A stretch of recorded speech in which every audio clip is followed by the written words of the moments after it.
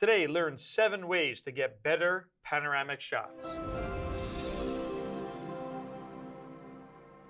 All right, welcome back to Capture School. My name is Nick Pappagallo, and I'm here with Scott. Hey, it's good to see see you again. And today we're going to talk about how to get some better panoramic shots. Yeah, interesting. Yeah, it's kind of a fun thing to do every once in a while. Yeah, and sometimes it's a necessity. So you're looking at the scene, there's just a lot to capture, and what do? You want to get a shot of everything, and you just need to throw a pano in there. Sure.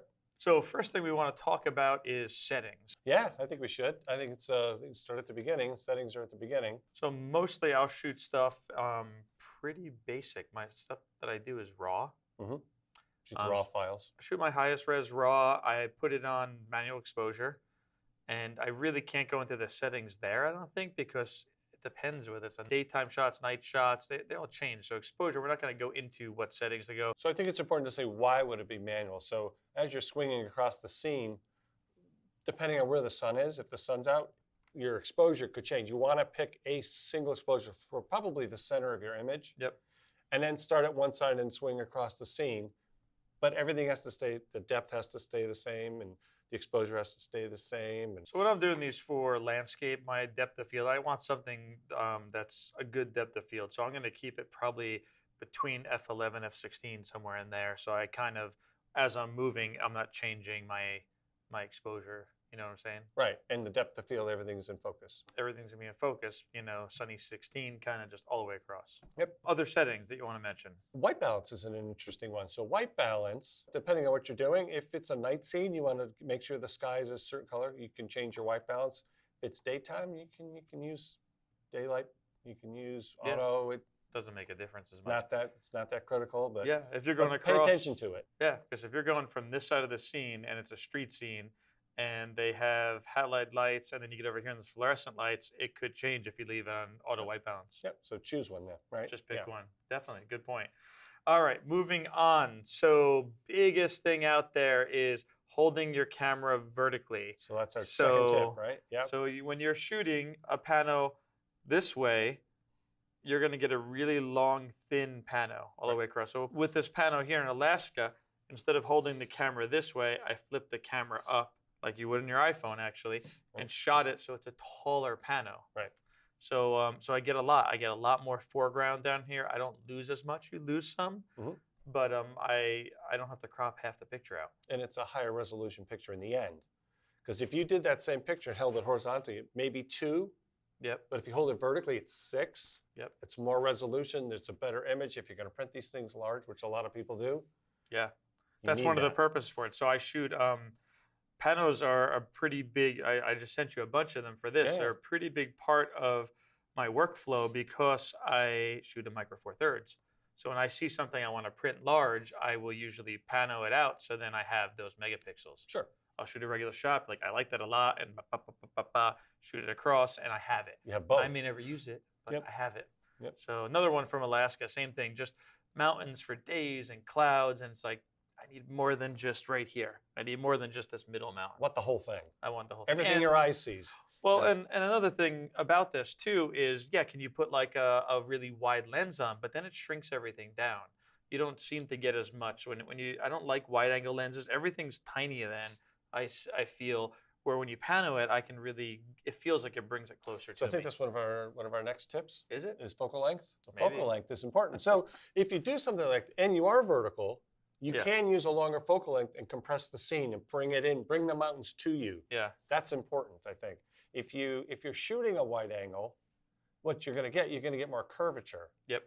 On the top edges here. Perspective distortion, right? Well, perspective distortion, so I have a nice flat horizon here, but you also get more curvature on the top that you lose stuff. You're going to lose, and so the wider you shoot, the wider you have to shoot because you're going to crop a lot away. Crop out, exactly. So somewhere between 50 and 100 millimeters, typically for a landscape, works really well. Yeah. Like I say, you bring those mountains in a little bit so they're not so tiny in the background. And I'm tack sharp from here all the way out. So the next tip, number 5, is tripods. So tripods. How do you feel about that? It's controversial. So they have their place, right? I've done a few of them. We're not showing those here. But you're at an event. I was at a Japanese festival downtown Phoenix. Yep. I got up on top of a parking garage, and the scene before me was great, but I just have my camera because I'm doing run and gun stuff. Yep. Turned my camera up and just shot, made plenty of overlap, just shot. And I had a really cool pano of just the whole scene in front of me, down below me. It was very cool. And it's daytime, plenty of shutter speed. It's okay. Yep. I lost a little bit, but the camera was vertical. Yep. Yeah, I do most of my panos that you see here without a tripod. The tripod sometimes gets in my way. I know no one wants to hear that. There's people that are like tripod or die, and like you said, a tripod is a place. It's usually my back seat on the floor. Oh yeah, so. That's a place. No, I think if you're going to do, I have an expensive tripod too. I think if you're going to do stuff like this, yes, you're going to want a tripod. Yep. Because the exposures are longer. So for longer exposure, to keep the motion blur out, I say use a tripod when you're doing these, and these are a lot of fun to do. Yeah, this was out at the New World Trade Center, and shot it out from the New Jersey side over to New York. And yeah, you are going longer, and you have to be careful not going too long. This new building that was going up, the lights in that were a lot brighter. They were construction lights that they hang in there. So like that one blew out. I had to actually, I think, bring that tone down over that because it ruined the rest of the picture because it was like just going so much brighter than the rest of the ones coming through the glass. Sure, and I think the other thing is important. We touched earlier about white balance. You set a white balance to get that the way you want it to. To turn it blue, if not, you get an orange sky, and I'm not a big fan of nighttime. Blackish brown, yeah. Yeah, I'm not a big fan of the light pollution sky, so I set that to be creative. We're artists. I'm not here to document history. I'm here to make cool stuff. Yep. Overlap, you mentioned that earlier. Yes. At least 15 to 20%? At least. As much as what? You sometimes do 50%? I do, and I've been told not to do that, and I've never had a problem. Like these are overlapped. I'd rather overlap a lot. I haven't had any problems. I've printed these. I've had them in art galleries. Yeah. And it works. Yeah, you don't run short on film, so no big deal, right? Well, take more shots. I'll set a point, and I'll be like, okay, the antenna, and then click, and then I'll go halfway, and then go, and I'd rather have more. And Lightroom finds it all the time. I do them right out of Lightroom.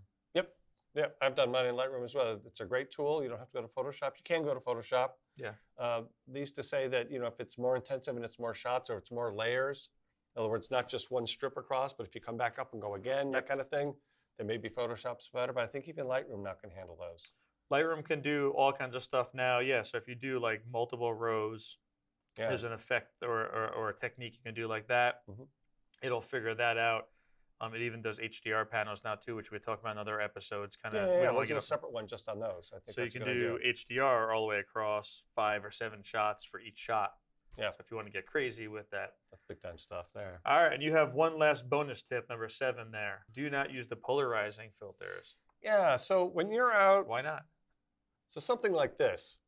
If you're going to go out and take this shot, your exposure is going to change a lot, and so you want to lock down your exposure. But if you set up a polarizing filter with the sun way off to one side, which is the way they work really well, by the time you swing that back and forth, that polarized light is going to change your sky in a way you won't like.